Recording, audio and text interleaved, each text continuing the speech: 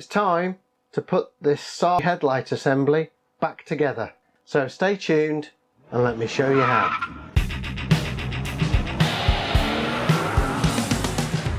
If you've done any damage to the edge of the headlight casing when you were taking the front cover off, get a heat gun, put your heat gun onto the lowest setting. You could potentially use a hairdryer on its maximum setting, and just gently warm up the area where the damage is. It's not necessary to get it stinking hot. Then with a pair of pliers or some other suitable implement, push the edge back into shape. Hold it into shape for a few moments. Also go round with a knife and cut out and remove as much of the old butyl sealer as you possibly can. Wind your adjusters in or out so that they're about halfway along their total travel. Then make sure that you've got all the wires out of the back that you're going to need, whatever wires you've got in your particular model.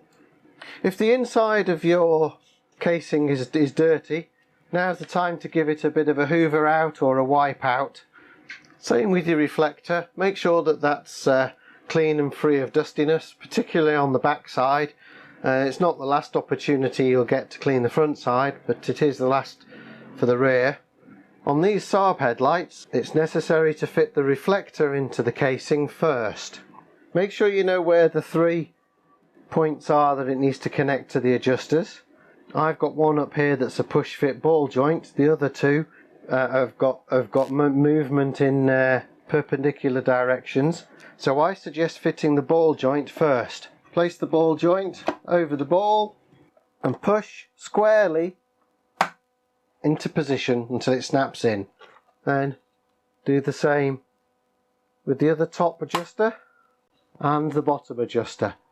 This one's a little more flexible, I've found, than the other two, so I'm just getting my fingers in. And there you have it. On these 9.3 headlights, next comes the indicator reflector. Now make sure you know where the legs engage, there, there and there, and that you've got the 3 legs the right way around.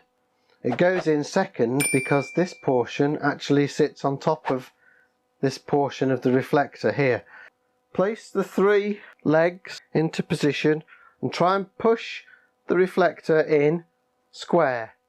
So after a little fiddling, it's gone in square. Get your indicator bulb holder.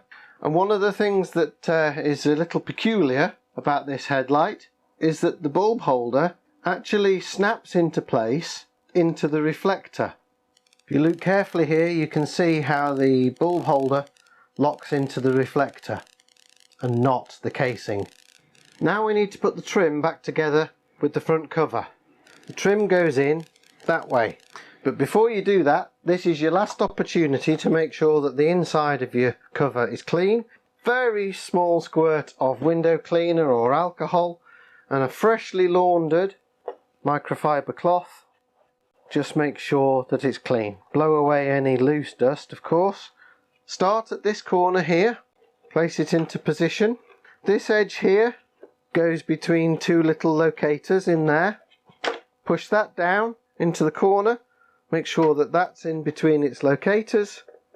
There's a hole here that goes onto a little spigot, and then this bottom corner snaps in behind a little feature there. There's a little leg here and a little leg here that just fit into little snap-in features, and there you go, it's in. This is also your last opportunity to make sure that the main lens on the projector is nice and clean. So with a little alcohol on your freshly laundered microfiber cloth, clean the lens, give the inside of the reflector a very, very gentle wipe, and similarly with the indicator if needs be. Now we need some sealer, and we have a couple of choices here. To some extent this is going to depend on whether you feel you're ever going to want to open these lights again. If not, just use some black silicone sealer, fill the trough around the edge and fit your cover and squeeze it on into place. I'll show you how to do that in a few moments.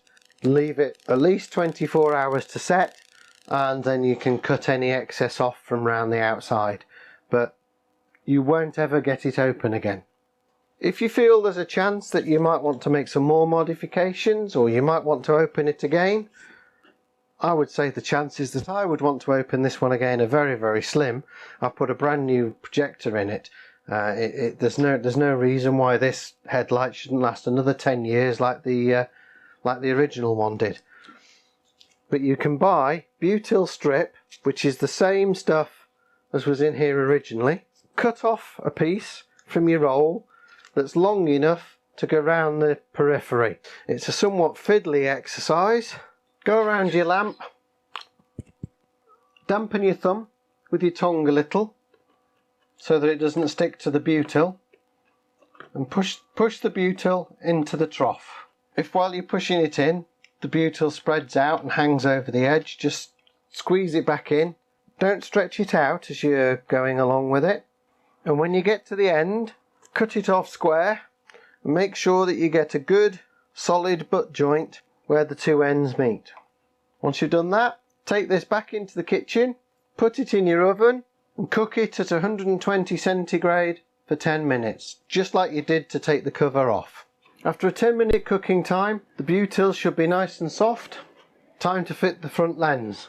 Now on these Saabs, upper outer corner first, followed by the lower outer corner, and then drop the cover into place at the other end. If you're doing a different car, then of course that may be slightly different. It's probably a good idea to practice how the cover goes together and goes into the headlight before you actually put the butyl on. And squeeze it on. As it goes on and goes in, so whatever sort of headlight you've got, there'll be clips that tell you when you've got the front cover on far enough. If you find it a struggle with your hands, which I am doing, try a pair of pliers or pipe grips. And if you get the clips engaged, that'll stop it squeezing back out. Now one trick you can use, I'm using a couple of luggage straps to put round the light, make them nice and tight. You could do this with some large tie wraps if you've got some. You could daisy chain 2 or 3 tie wraps together if you haven't got any that are quite large enough to go around the whole lamp.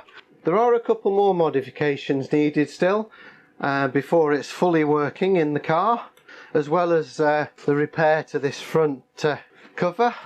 But I'll cover those issues in the next video. Specifically, I'll be dealing with the issue of the starter. There is a modification you can make to make it fit, or you can use conversion leads. I'll cover both subjects. If you've been following along on this journey of custom headlight build, and you've managed to make some of the modifications to your headlights, then pour yourself something nice to celebrate. Please like this video down by the title, and I shall see you next time.